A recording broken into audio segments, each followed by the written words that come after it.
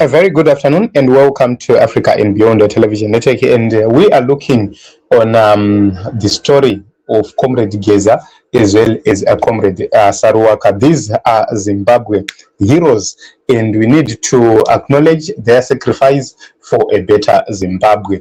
I have always said you don't need to agree with anyone in principle, but you need to agree in terms of what must happen politically in the nation of Zimbabwe. We have seen ZANU-PF sodomizing the constitution. We have seen ZANU-PF altering the constitution without any shame. And that was the fight of Comrade Gaza. That was the fight of Comrade Suaka. The fight we will continue to pursue. I have said many times that we do not know who is next. We do not know whether we will get to the new Great Zimbabwe alive or not. So those who get there alive will do so because of the grace of God. So we need to take a look on what is happening at this point in time. Comrade Gaza, there was a memorial service, I think, at Nyaradzo in Harare. There was a memorial service for Comrade Gaza, and there were so many pictures which were taken during that memorial service.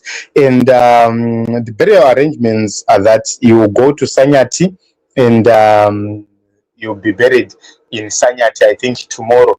That is the 16th of February. That is when Comrade Gaza is going to be buried in Sanyati. So it's a very sad situation which we have right here in the nation of Zimbabwe, that we have lost comrades in arms, people we believed that they were supposed to see a new Great Zimbabwe happening, but we all die because of time. So what you need to understand at this point in time is the government of Zimbabwe is too quiet when it comes to the issue of Comrade Gaza. There is no official communication from the government of the Republic of Zimbabwe. And as you can see, as reported right here by Newsday, they say that the government is not yet communicated with the family since the day war veteran Blessed Bombshell Gaza died. So the family spokesperson 5 Gaza confirmed that and said that the government is yet to get in touch with them. So many questions have been asked. Are we going to see a situation where Comrade Gaza will be declared a national hero? Are we going to see a situation where the government will even chip in to provide a state-assisted funeral? It's not going to happen. As you can see right now, the burial is scheduled for tomorrow. I don't think that is going to happen.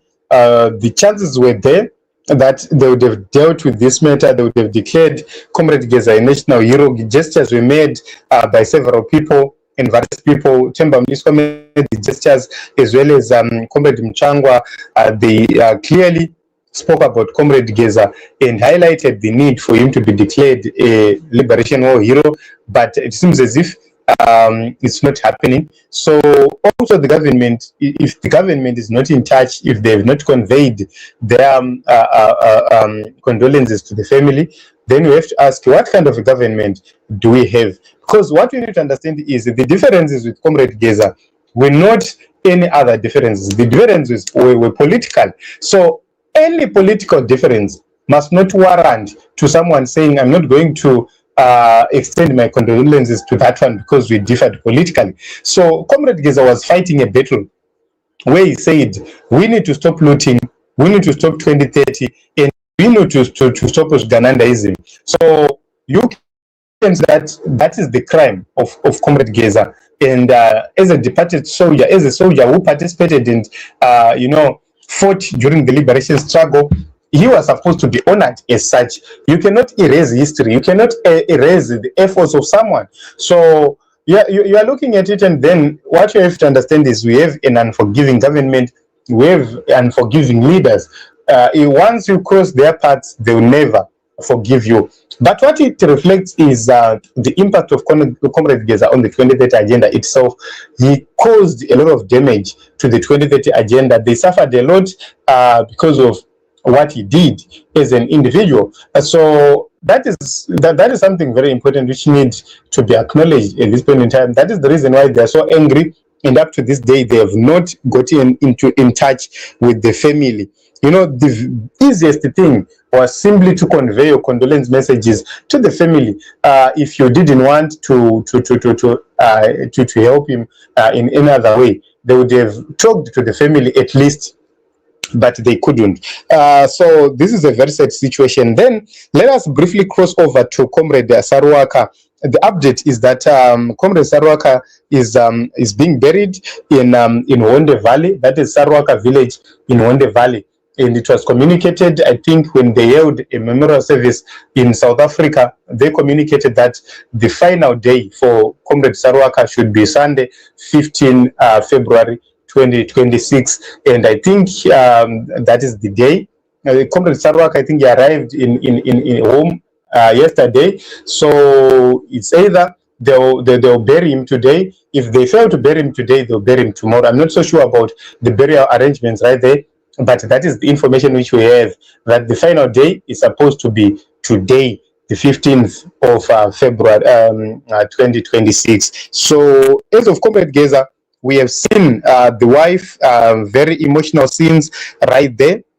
We have seen the wife of Comrade Gaza in very emotional scenes during the body viewing sessions, and this is what was happening at that point. So several leaders, political leaders, have gone for the memorial of Comrade Gaza, and several are also expected to go to Sanyati for his final burial tomorrow, the 16th of February 2025. So the comrades, they fought their fight, they did everything they could to make sure that they bring change to the nation of Zimbabwe. Unfortunately, they've died before we realized that much needed change. But looking at the government of the Republic of Zimbabwe, there is another funeral which the government officials have been attending to. I think there is a guy called Masuku. That is where the government officials are, and they've indicated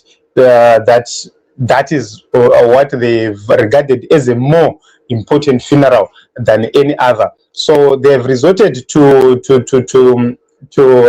actually abandoning comrades who worked with them. Comrade Gaza was very instrumental in the coming of this regime which we have today.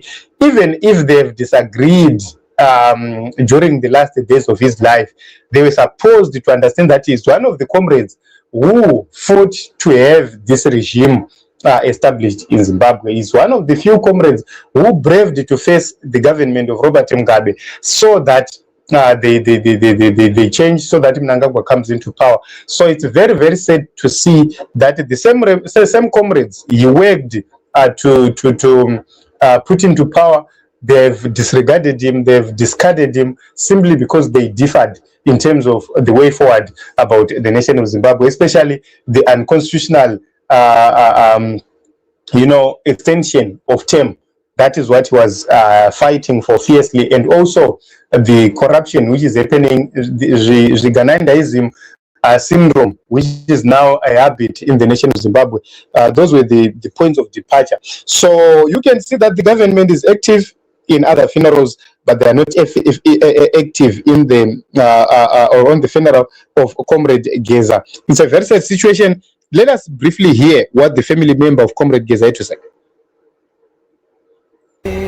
Ndingati muchidimu hatina chatati taona, asi zvinenge maitiro hurumende munomaziva vanogona kutora nguva yavo vagozodzoka kwatiri, asi isu nehurumende patakamira ipapa hatina kupokana nemhuri, hatina kupokana navo, tiri kuti basa tiri kuita mune zvakanaka.